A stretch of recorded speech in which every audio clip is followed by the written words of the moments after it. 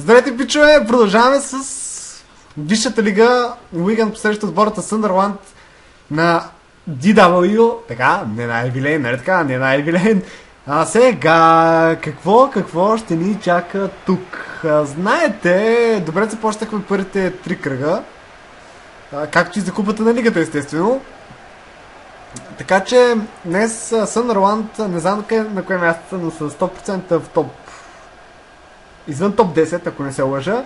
Хубавото за нашия състав е, че освен Лопес и Гранд Хол, всички са във форма, което е направо така смислите. Виждате, залез слънце, това е готино, определено това е готино.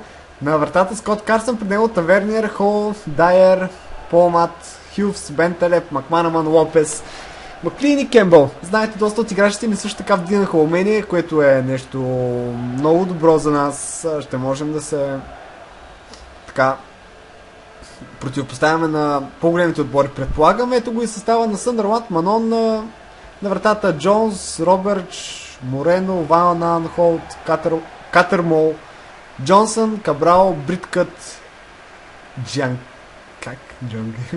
Асу Екото е тук. Той не беше ли в друг отбор? Или? На върха на атаката не видях само кой е. Дали ще е Уикъм? Нямам представа. Той е между другото много добър играч. Исках да го взема, обаче не успях. Сега този добър Робърт Мадли и да започваме. Дай Боже днес да победим, защото смятам, че добрата форма трябва да се запази за гостуването на Челси, поне да им отмъстим за миналия сезон, тъй като паднахме наистина тежко от тогава. И така да започнем с този двубой. Джонсън, сега възможност! Мисля, че Мандрон беше този, който би топката. Наистина, браво на Карсън, много добра реакция. Виждате, страхотен удар между другото. И много трудно изпълнение за този двубой. Центриране тук. Скот Карсън трябва да лови, не го прави! Оле, вторък такава грешка, само в рамките на 2 мача. Видяхте и също Дания Стоянов направи същата грешка. И ето, че Карсън от големият, така да се каже, кос на Уиган прави невероятна грешка. Невероятна грешка на Скот Карсън. И резултатът е открит за гостите. Първи гол на DW. Ако не се лъжа. Не се лъжа. Точно така. Втори гол за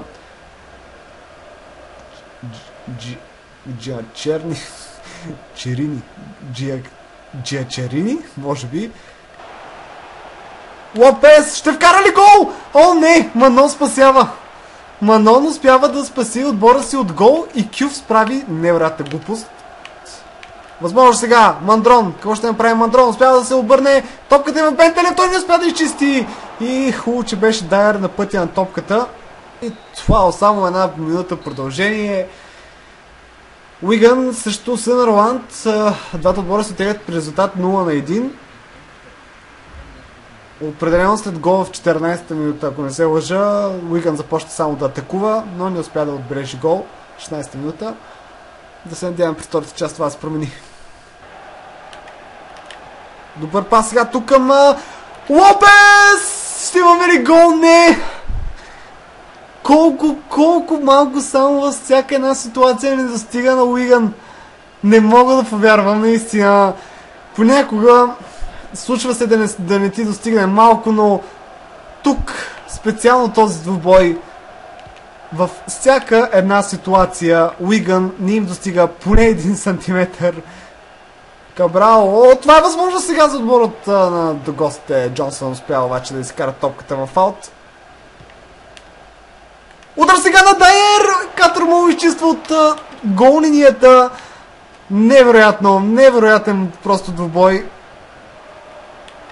Делорд! Спасяване! Удар на Делорд сега! И отново топката е отбита. Днес просто Уиган не заслужават да загубят. Колко пропуски само. Форшо! Удар тук на Делорд и отново не, това не е възможно. Това не е възможно, което се случи днес. Съндърланд не знам как успяха да вземат победата, но успяха. И така, първа загуба за Уиган. Наистина, какво да кажа в един такъв двубой. Толкова малко не достигна за Уиган. Второто по време се игра единствено пред вратата на Съндърланд, но топката така и не влезе. Много жалко, сега формата ще падне. За жалост, но Роберг, или както е там играч на матч. Ето ги мачовете, просто много жалко една вратарска грешка да ви коства победата и защо точката. Арсенал победи Саутхемптън с 3-1, Кристал Палас пък се наложи с 3-1 срещу Болтън, Евертън Уест Хем 1-1, Манчестър Юнайтед загуби дербито срещу Сити с 0-1, Тотнъм разби Нюкасъл с 4-1, Сток, Челси 0-1, Уест Бромвич Ливърпул 2-2, Улвърхемптън загуби от Лозес 1-2, Хъл, Астън Вила 1-1 и накрая ние загуба от Съндърланд у дома. Така, в класирането Челси води с 10 точки, толкова имат и Уест Хем, без загуба са вече само тези два отбора, за жалост. След това отборът Арсенал, Манчестър Сити и Съндърланд. Виждате, те са били в доста добра форма, с 9 точки. Така, след това с по 7 сме ние, Тотнъм, Слонзи и Уест Бромвич, малко по-надолу, Нюкасъл, виждате, на 8 позиция, наистина. Много лоша гола разлика имат, между другото, 4 гола днес от Тотнъм, ако не се лъжа, и 3 от нас, ужас. На последна позиция обаче Евертън. Продължава кризата в тези три отбора. Нюкасъл, Астън Вила и Евертън без победа до този момент. Продължаваме сега с гостуването на Станфорд Бридж. Предошли от Станфорд Бридж, където Челси ни посрещат. Виждате, хубавото е, ще играем през деня, но лошото е, че играем срещу временния лидер, шампионът на Англия, Челси. Нашата гола разлика все още е доста добра, плюс 3, както виждате. Много сме на гъсто всички отбори. През миналия сезон, горе-долу по това време, ние посрещахме Челси и ги ударихме с 3-0. Но след това, през пролетта, нещата не изглеждаха толкова добре. И в крайна сметка, ние загубихме с 1-0. Доста трудно им беше на Челси и също отърваха се от това да не ги изравним.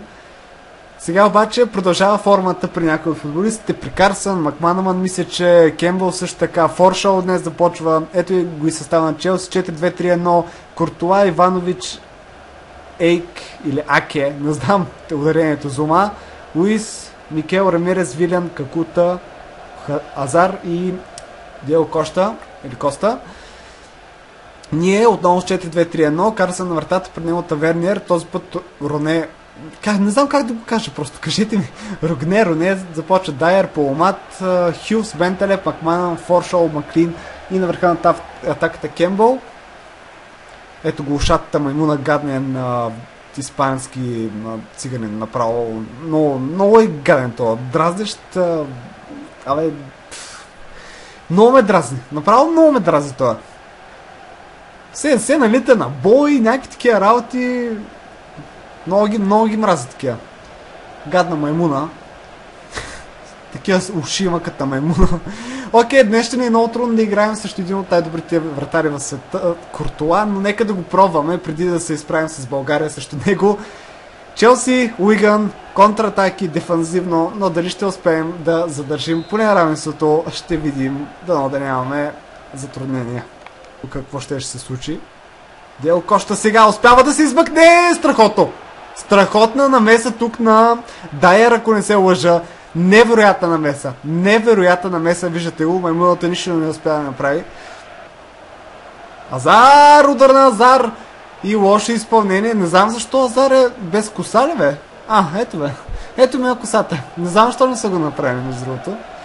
Но за отборът на Уиган! Диего Коста удар и ето, че Карсън спасява.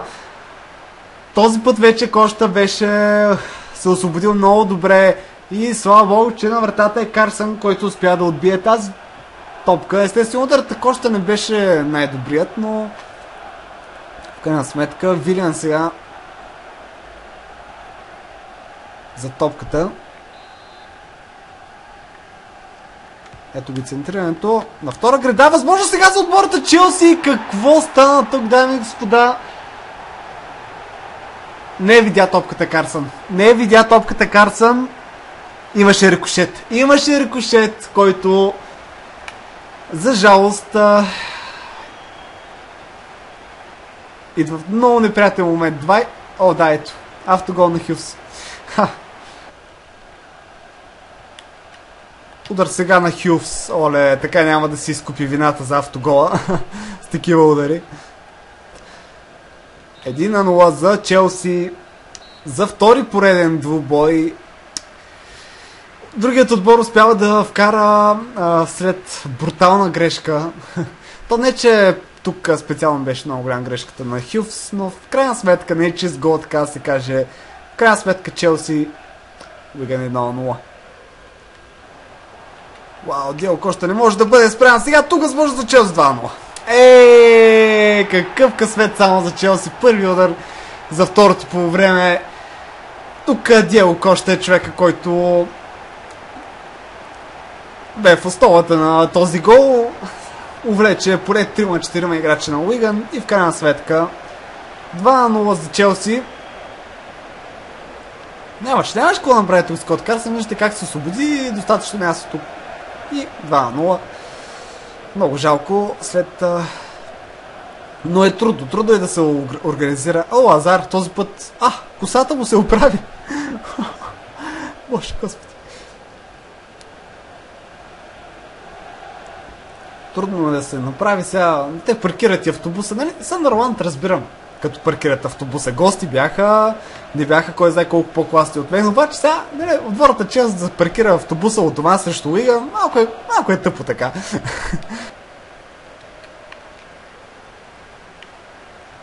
Центриране! Няма никой на... Вау, Фабрегас никой не го пазише и... Той направи мега големия пропуск. Възможно сега за отборът на Бри! Отново пропуска на Бри. Можеше да върне малко интригата в този двубой, но...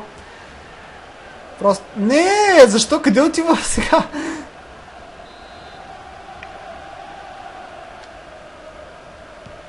Скот Карсън. Удар сега тук и Куртуа отново спасява. Уникално.